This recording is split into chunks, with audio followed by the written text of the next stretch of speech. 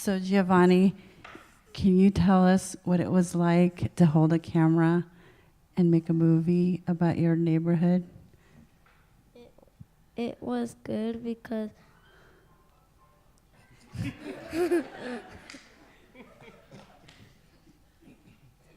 Keep going. Oh, what was it?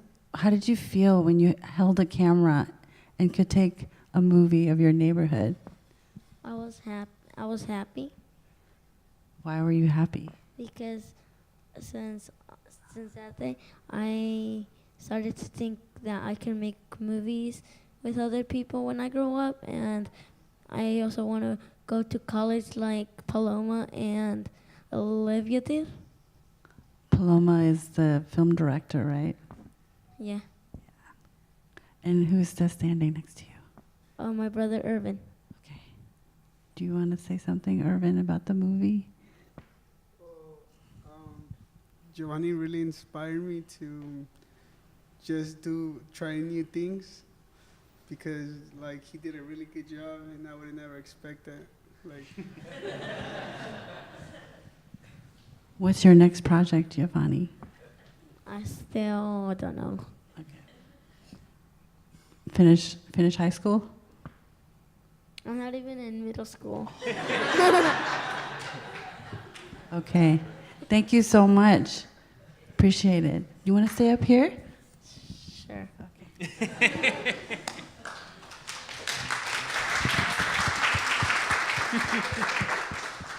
Okay. Well, then we have two more filmmakers up here. And we had a discussion beforehand, and we decided that I should ask them a few questions and then let you guys ask them some questions. So since Ed's holding the mic, just wanted to find out what your inspiration was for Snow Mountain. Sure. Maybe you can introduce yourself a little bit more too. My name's Ed Natiri. I'm a writer and photographer. This was my first film. It was sort of an experiment to go out and pretty much see, can we make a film? And I realized that it's a lot harder than I thought, you know? So props to you. Good job. You need some tips from Geovany. We should talk after. But the idea for this actually came out of a camping trip. I was in Yosemite with two friends who happen to be filmmakers, and I was kind of obsessed with this, or like haunted by this image. It's like a juxtaposition of images, and it's people who camp for leisure, almost to the point of sport. You know, there's all these accessories, and you know, it's just like an adventuresome sport. And then people who camp because they have to. And I've seen both. I've actually done both. You know, it used to vagabond a lot, and it's just the fact that so many people do this but live in the same place, same land. It's just like a haunting thing. And I'm not like a public speaker, businessman, or real estate developer, or social worker. The way that I work through this is to write. And so I wrote this film very quickly, got together with my friends, and this is how we start the conversation. So. Thank you. So Hamilton, how did you start this very special project? This project was actually not originally my idea. Pastor Paul Trudeau, wherever he is, there you are. Last year, he put together with a lot of pretty amazing people a big fundraiser for City Hope and for the community center and other programs that City Hope does, and that was at the Great American Music Hall last year. And there were a lot of filmmakers and photographers and musicians, and it was just like this really inspiring group of people telling pretty amazing stories of the community here and the space here and all the incredible things and stories of people Paul has gotten to know. And so Paul very early came to me and he said, there's kind of this funny story about this guy who left these tapes on my door. And I guess Paul he said, you always make me laugh. And I didn't know if that meant he thought I was funny or if it was, I didn't know what he meant by that. I don't know if he was laughing with me or at me. Now? No, not at all. And so he kind of told me the story, and he gave me the tapes, and I started watching the tapes. And then I met up with Albertino and talked to him, and just immediately, it was kind of all just right there. Like, Albertino is just such an interesting person and so open and friendly that it was just really easy to kind of explore the story a little bit. So thanks for the opportunity, Paul. And thank you 1,000 times to Albertino.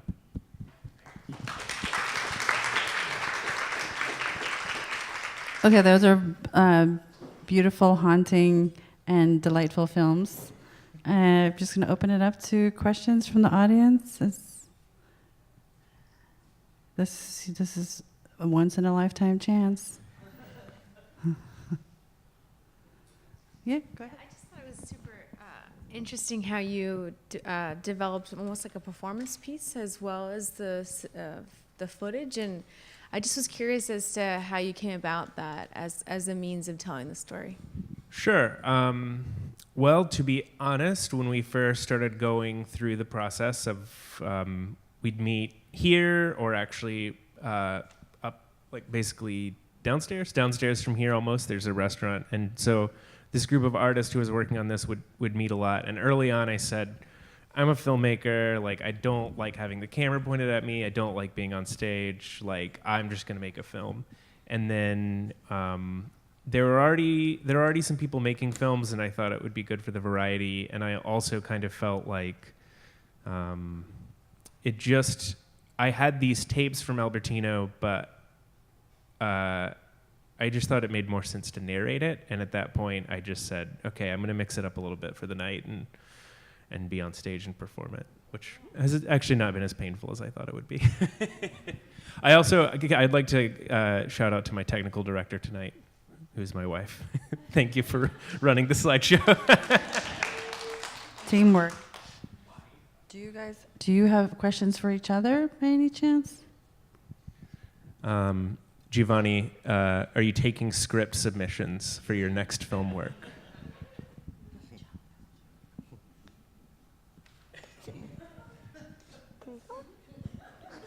I'll talk to his agent. It's fine.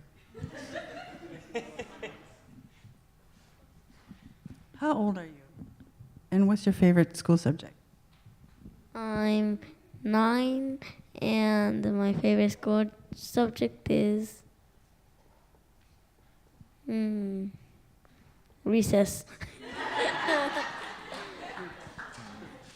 Okay, so My question's for Ed. As a photographer, I was wondering what moved you to make this a moving story versus photography? I guess maybe you could have gone like the documentary route. So what made you feel like this needed to be a more visual moving story? It's an amazing question, because as I'm thinking about it, I have no idea what the answer to that is. It's probably that I have taken a lot of photographs of people that I've met that are in that situation, but I felt like this needed a little bit more narrative with it. So it was my first attempt at trying to combine storytelling and the visuals. And I think that's why I was like, let's try to make a film. But that is a great question, because photography, still images, sometimes they do the story. An article could do it, an interview, but I felt like a film, maybe humanizes it a bit. And it was kind of fun. great work.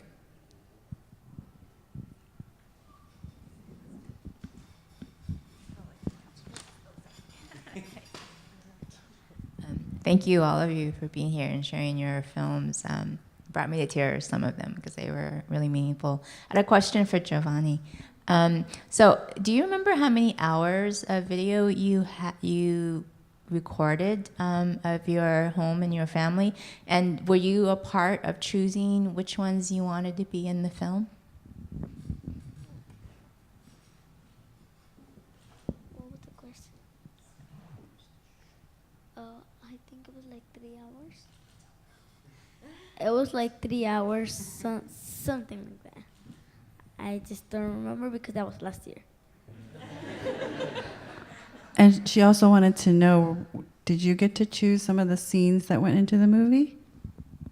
Like where I wanted it to take place, or Yes, that, and then also the finished product. Could you choose like, hey, I want the one with my mom, and I don't want the one with the dog, or with Paloma? Did you work with Paloma? yeah.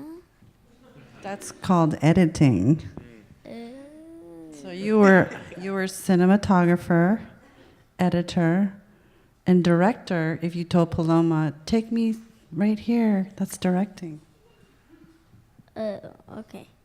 Now I get it. You have a very, very bright future, I can tell. Thank you. Can I ask a question? Geovany, how did you work with Paloma on this project? Did she come up to you and ask you if you wanted to make a movie with her? Because she was asking everyone in trailers if somebody like wanted to make a movie, and nobody said yes, only I. So that's how we met, and then we started making the movie. Did you like working with her? Yeah, it was really fun. Awesome, thank you.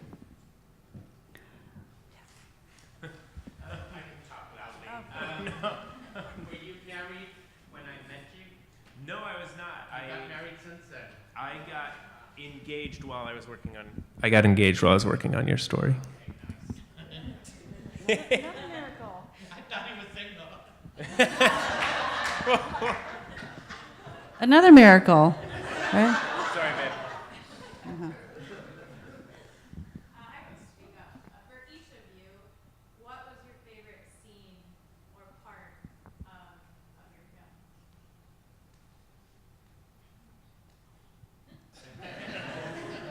You don't. Okay, we'll go first.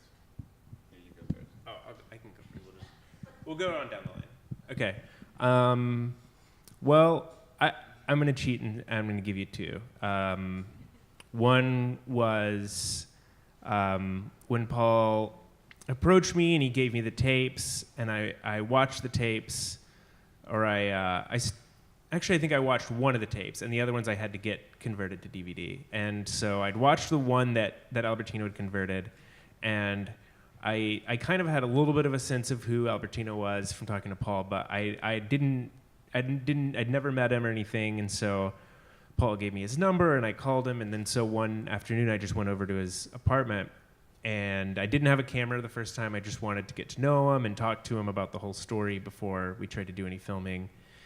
And that was just it was really fun, and it was really special just to, like, it's not often you just go to a stranger's house and, like, get to know them. That's, like, a really rare thing. And Albertino was so friendly and so open, and I just knew, like, okay, there's a story. Like, I can tell this story, and I knew that it would be possible. And so that was really exciting, and it made me think, like, okay, this is all going to work.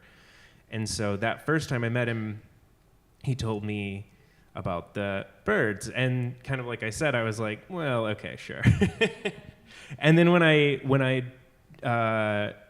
and got all the tapes converted to DVD, and when I was going through the footage, I'm like in Premiere, and I'm going through the footage, and like there's footage out the window, there's footage of City Hope, there's this, there's that, and then there's this part where the song comes on, and all these birds just appear, and I was like, this is the craziest thing I've ever seen. Like, I couldn't believe it. So that was just like a really fun discovery.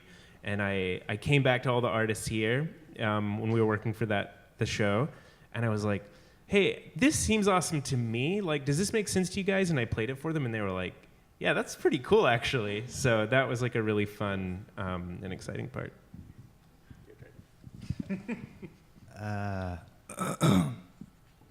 think that's a great question, because again, my favorite scene is the drone scene where we filmed her, the mother, in the pool, and the reason for that is not because of how it turned out, but just like the story behind it, because I made this film for no money, basically. And it was all just favors, you know? So it's like, to me, every time I see that, I remember that morning. And we went to Walnut Creek, we got an Airbnb. This guy had a house, he had a pool. We got this inflatable mattress, we filled it up. Shantae, who's the actress, got on that thing and she was spinning around, the drone wasn't working. She was really comfortable, fell asleep in the pool while we're trying to fix the drone. Like, there's just so many things that were happening. And when we finally got it to work, it gets really windy and the drone's like falling apart and we couldn't get a smooth shot. But then finally, after like 3 or 4 hours, we got the shot, we go home. So there's all these stories behind every scene. And I think for me, every time I see it, I'm like, damn, like, everybody sees like a little three-second clip and they're like, cool. But there was a lot that went into making that happen, you know? So that's my favorite scene, just because I know what went into that. And I guess that's what filmmaking is in general. Like, there's so much that goes into creating this thing. But in the end, it almost doesn't matter. It's whatever's on the screen is on the screen, right? So we got lucky. My favorite part of this scene was when I finally got to my new home. Like, that was so fun. And I chose one room, but then my brother said, that's my room. And I was sad. I just don't want to talk about it. That was not in the film, however. Yeah, that was not in the film. I know. Should have been. No. The sequel. Okay. Well, I know about favors. We have 5 years of favors at the SF Urban Film Fest. Oh, wait, do I see another question? Oh, yes. Omid. Speaking of favors. Geovany, do you still use your camera? And are you still filming? Yes, I sometimes, because I think my mom has it. I think she's saving it out of nowhere. And then I had a question. It's Ed, right? Yeah. Ed, the encampment scene, did you recreate the encampment, or did you actually find an encampment? We recreated it. That's not what I wanted, but that's what I had to do. Yeah.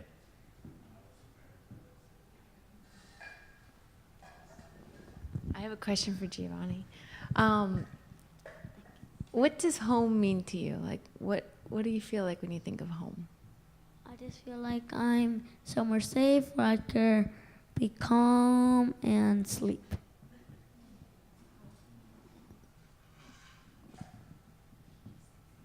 Okay, beautiful. So another round of applause, please. Thank you. I'm going to call up Jose and Paul to the stand, so to speak. Thank you, guys. Thank you. Thanks.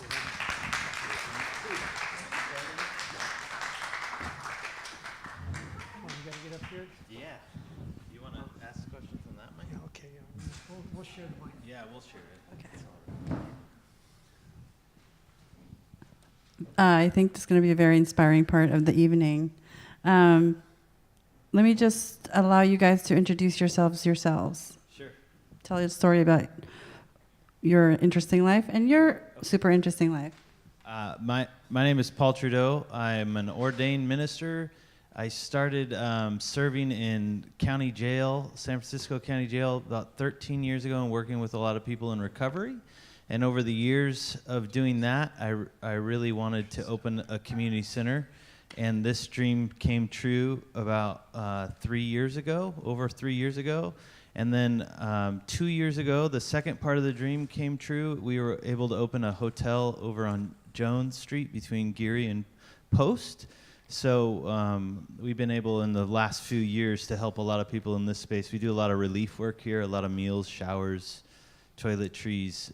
We watch a lot of movies on this screen. We eat a lot of popcorn, bingo, karaoke, all that stuff. And then at the hotel, we help people that are more in a second stage of their recovery as they're going back to work often, but already have had 1 year of recovery under their belt, because that's something that I felt like was missing in our city, is actually supporting people in that second stage. And I have 2 kids and a wife. Interesting. Okay, my name's Jose. I live at City Hope.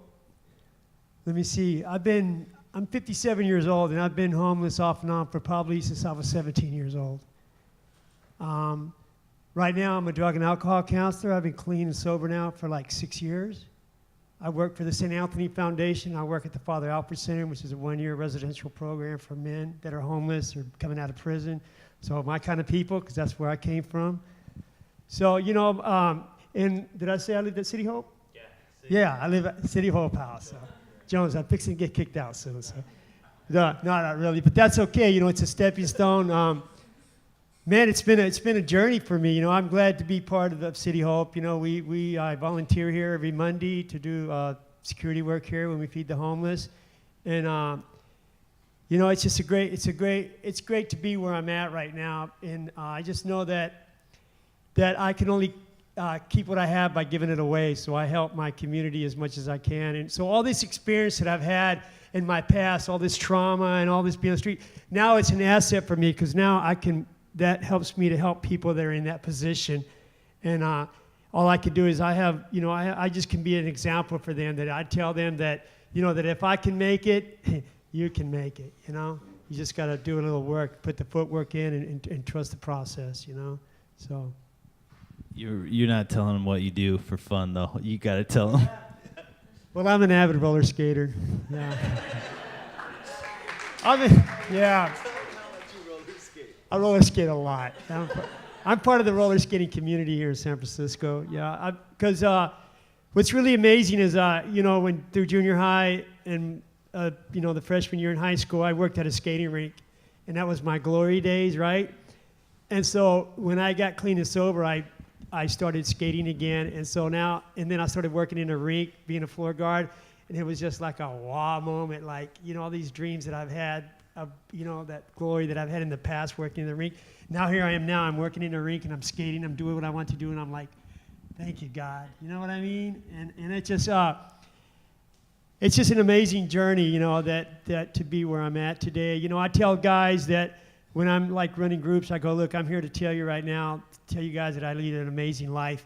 And then when there was a guy saying exactly what I'm telling you, and I was sitting exactly where you're saying that, and they were saying that, I would say, man, that's not going to happen to me because I'm such a loser. You know, I've been told what a loser I am all my life. But I'm here to tell you that if you just trust the process and do what we do, you're going to sit up here one day and tell people what your amazing life you got, and they're not going to believe you. And you can tell them that. So, you know, it just comes all around, you know, that it's just an amazing thing. I'm just so glad to be part of City Hope and to Pastor Paul, you know, and to be here in the center where we feed the homeless, you know. And, you know, I've been in their shoes, you know what I mean? But now I'm in my own shoes. So, yeah. And roller skates too sometimes. Roller skates, yeah. So Jose, I'm very curious about how you began. What was the incident or the thing that got you into the recovery road? Okay, this is an amazing story. So I was homeless, addicted to drugs, and I remember this prayer that I read, and it says, and the prayer goes something like this. I don't know if I get it exactly, but it says, I prayed to God. I said, God, since you're my father and I'm your son, what father does not help his son when he needs help? God, please help me. And I got arrested like 3 days later. And that was great because I was so addicted to drugs that I could not stop on my own. So it literally took me getting put in a jail cell to detox. And what better place to do it? I couldn't go nowhere. I couldn't get the dope. I got to sleep. And then I wanted to get clean. And so I started doing AA and led to this, you know. So that was the moment. What is the importance of housing versus home versus community for you? What do you mean by that exactly? What's the importance of your home? Having housing versus having I don't think I quite understand the question. Like community and housing, what do you exactly? Maybe break Okay, it down. so how does the City Hope community help you in your life? Okay, so when I started this journey, like I did the program for a year, then I got out and I lived in a clean and sober housing for a while, for a year. And then I went to Pastor Paul and I got accepted here. So now I got like my own place. Before this journey, and I knew it was a journey, so, and now I'm pretty sure by when August comes around, that since I have a girlfriend now, she's a normie, you know, and so with my income and her income, we can afford an apartment now. So we're looking for a place. So by August, will we have our own place? Whatever. So it's all been a stepping stone, and City Hope has been a part of that for me. You know, because when I was out there running around the streets, you know, I used to envy you people. You know, you had places to go, and I would sit there and I go, man, I wish I had somewhere to go. I wish I had a home that I could live in, you know. And so now, you know, so when I walk the streets and I see people out there, I don't judge anymore. You know, maybe I'm not a part of what they are and all, but I don't look down on them or anything, you know, because, you know, that could be any of us any day. You know, the way things are right now, you could just be a paycheck from homelessness. Seriously, unless you have a lot of money. Do you think you'll be able to stay in San Francisco with your girlfriend in a Yes, we are, yes. As a matter of fact, she works for the state of California. She works at that state building right there by the Civic Center. So she lives in Berkeley, so she hates to commute, and I work like on 10th and Folsom, so we work really close together. So we're looking to get a place, maybe close to the park, because we both roller skate. That's how I met her, roller skating. So roller skating paid off, you know? To that point of housing and community that we were kind of getting at, when we interview people to come into the City Hope House, it's a step up for a lot of people, even if they're in an SRO, because it's their own bathroom, cable, internet, water, everything's included. Especially having your own bathroom is a really good deal. But I often tell people that this is nice. This is a good place to live, but it's who you live with that's most important at City Hope House. And so I always think of guys like Jose. So if somebody is still working on the recovery, working hard, going back into the workforce, and has all these pressures on them, I think one of the hugest gifts about the house is that they get to live and just commune with people just like Jose, men and women who have been to hell and back and yet are working so hard, and such a strong community. And having people at the house, at that door, like you, Jose, for people that are coming off the streets, I'm just really touched that they're the first person that you're gonna interact with is Jose. And like when you're like, oh, I know that guy, or I was that guy, you know. I can't do that here because I'm a normie. But what we can do. Wait a minute.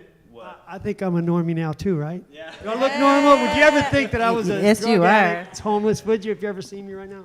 No, normie's a term, by the way. I'm a normie too. I get off. Yeah, but I just want to say that, like, I'm really honored that people from the house lead more of our relief work here, and we're getting stronger and stronger in that. What amazing work. So I'm going to open it up to questions from the audience. Another once-in-a-lifetime chance. Or maybe not. You can join Friday Night Skate, probably. Or the Sunday in the Park skate. Sunday, yeah. 6th Avenue. So you can stand up, I guess, and project. Yeah. I worked at the Church of Eight Wheels. Yeah. I can still go there, even though I don't work there now because I do the Friday Night Skate. We like to say that we go there and get our religion.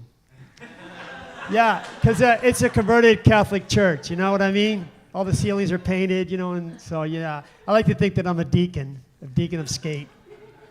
Because we got our friend David that owns the rink. He's the godfather of skate, so I'm the deacon. Roller deacon. Yeah, holy roller. Yeah. Was there another question here? Sure. So you do meals and housing. What other programs? So we do generally our relief work here. So people straight off the streets, like tomorrow, 8 to 10, we'll serve breakfast. We'll serve about 130 to 140 breakfast meals here. And then Mondays we do game and dinner. So that's either karaoke, bingo, or table trivia. So we're always trying to have fun. It's not just about meeting basic needs, but like having fun together. Every Wednesday night we do a movie. So we watch really really bad cheesy movies up here all the time and eat a good meal. We do kind of a restaurant service where people get a menu and they sit down. They help themselves to the popcorn and the drink, but other than that, we serve them.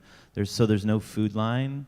We also deliver groceries every Tuesday morning, which you've done with us, at 9 a.m. If you have your Tuesday off, you can help us deliver groceries to the disabled elderly. We have a cooking class through Sunbasket. Those are some of the programs and we have some tech nerdy guys that come here and just fix laptops and phones. And if you have an old laptop, we like to refurbish them and give them out to people in the neighborhood. So that's a bit about what we. And you can go to cityhopesf.org and sign up. We're on Volunteer Match also.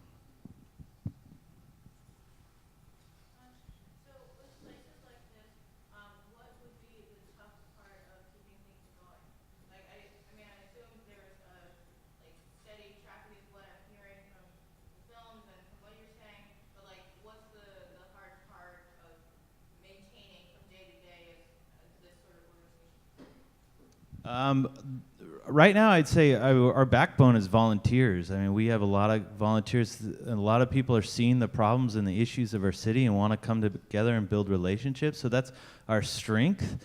We're still in startup mode, so we're still trying to figure it out and keep up with all the demand from the streets and from our volunteers. And then just getting steady donations too. Like it could pop this thing up with large donations, but that's not consistent. I need steady donations to actually build a budget more consistently. But that's kind of organizational. That's my organizational hat. The hardest part is just seeing people hurt. Seeing really disturbing things, seeing children come in through the doors that are not being taken care of. So there's elements of just like your emotional resiliency, that you don't get jaded, and that when you're trying to help somebody and they throw food at you or something, they act out. You've seen it all. Happened to me. I've had beer thrown on me. Yeah, we don't serve beer here though. No, but they come yeah, in they come in. You can't tell it's beer. Yeah, I mean, you want to open your bathrooms to the world, right? But then that means you also have to kick people out of the bathrooms, and seeing people violate the values of the place. So and also trying to get people to have this place be more of a co-op, and trying to get more people to run our programs with us. For some people, they'll want to get involved, those coming from the streets or the SROs, and maybe they've never had a position of authority. So often we'll put them in charge of the popcorn, but then all of a sudden they're deciding that somebody doesn't get popcorn.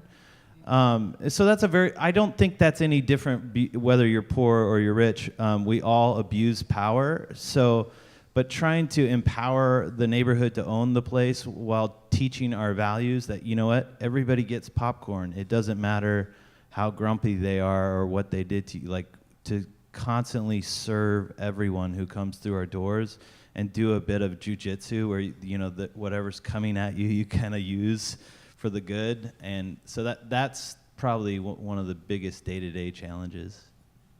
So I'd just like to say also that, I've been volunteering here for over a year now. We've built relationships with people here in the community that come here to use it, and you get to see how they're human beings, and there's one guy that gets up here, does karaoke. He's an amazing singer. This lady too, and we got this one lady that comes in with a little child. And she's like a little feral cat, And yeah, she's wonderful, but she's wild.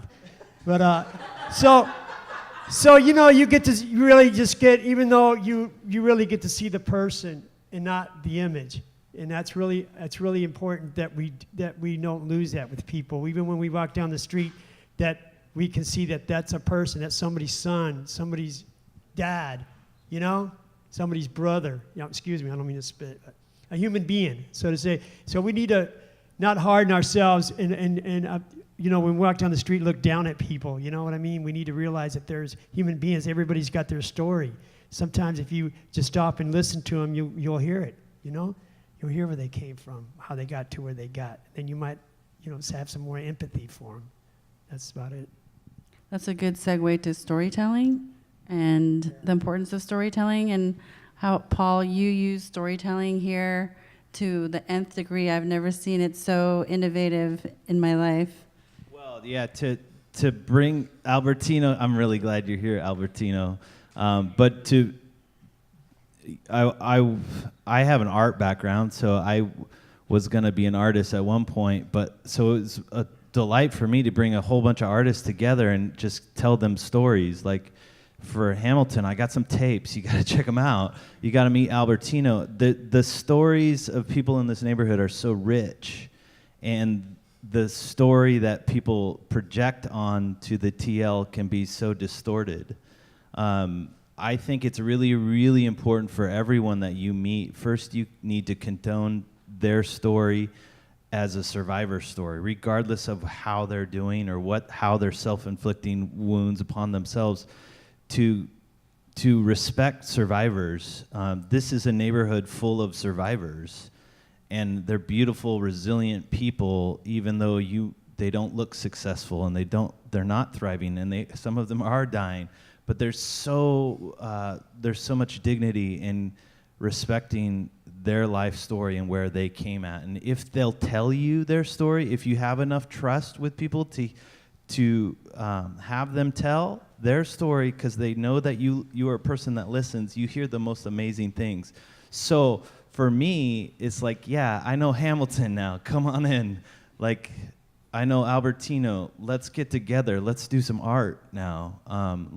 If we can tell the story with respect and dignity, we're not trying to exploit people, but we can empower the TL to tell its own story. So I feel like I'm just the servant of some really, really amazing people, and if I can help them tell a story and meet an artist, there we go.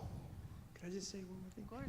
Yeah, so I just say, like, I've been a drug and alcohol counselor for like 3 years, and when I started the journey, I wanted to go to school and get certified by the state of California as a certified drug and alcohol counselor. So I took the state exam in August, and I passed. So now, yeah. So now I can put some credentials behind my name, and I kind of wow, I would have never thought, from where I come from, that now I can put CADC/1 behind my name, which is a certified drug and alcohol counselor. And so, yeah, that's been a dream and a journey of mine. So, I'm just going to keep moving forward. I want to get licensed one day, so. Very soon. That's the type of story we need to understand, that people, I think, we need to believe in people, in our neighbors. Not just help them or not just have like a solution for their problems or our perceived solution for their perceived problem, but really listen to their dream.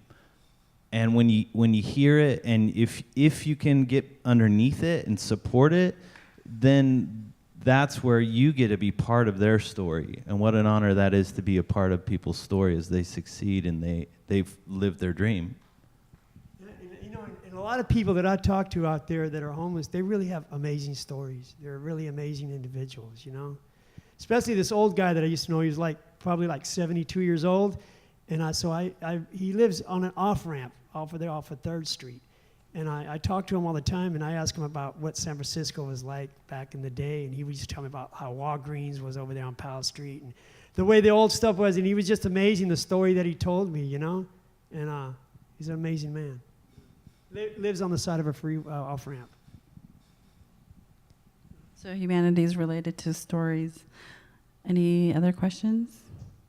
Yes, I have one for Pastor Paul. I was wondering if 3 years later, if it's anything how you imagined it? That's a good question. It's better than I imagined it. Yeah, it really is. My original vision, especially for the house, was I would get a house. Maybe I could get 8 guys in there, and a donor gave us a hotel. I just think we don't dream big enough, especially if we're prioritizing people that need help. Why aren't we as a city and as people, we have to just have wildly big dreams for serving and prioritizing towards people that really are miracles and inspire our lives. So it's better. I had a much shallower vision. Congratulations. Hi, I'm just really curious about the vision before actuality of things. What was the original dream? Because I think many of us have the same thing. We don't know how to get from the vision and the dream to that next step where it's here. Along, I would 10 years of just going to county jail, 10 years of going and working with other partners too. So it wasn't like the vision just like popped into my head. It grew out of seeing where my friends were dying too. So I've had very tragic things happen where I wish this house was here for somebody who got the diploma after 1 year of recovery. Why aren't we prioritizing the people that are succeeding too? And so there was a real angsty couple years too, where I was mad at other people, honestly. I'm not proud of that, but I was like, why aren't my partners doing this, you know? And then it dawned on me that like this is on my shoulders and it's gonna be a weight that I carry for the rest of my life. And that was scary as hell to own it and to say, and then to ask people for money was a really big step for me. I still don't enjoy it, but now I am much more confident because I have stories to tell even more. But when this used to be a really rundown Asian gambling hall, like really sketchy. The roof was falling apart, and there was, I tell this story because I'm in love with it, but I'd take wealthy people through here, and I had 10 years of experience so I could tell them what I thought would happen here. But I also stopped at a certain point and said, that's 50% of what I know what will happen here. The other 50%, I don't know what's going to happen. We're going to listen to the neighborhood and work with the neighborhood as we develop programs with the neighborhood. And that weeded out some of the most monstrous wealthy people that I wouldn't want in my life anyways. And so sometimes it's seeing people that don't support your vision is a blessing too. But you have to put your vision out there again and again. You have to believe in it. And you have to get other people involved in the vision. My board are so gifted in ways that I could never even understand what they do at their job. You know, and so I know I'm so incredibly limited too, but you have to put your limitations out there as you put out your vision too. So saying like, I don't know how this is gonna happen, but when you can get people to believe in something like human dignity matters, like people off the street need socks. Like, yes, okay, let's talk about how we do that, you know? I hope that answers it a little bit. There's some scary stages to it, but they're always really refining stages. And as a city, we voted for Prop C, so that will be realized soon. I'd like to get some of that Prop C money too, by the way. If you know anybody, let them know. Good.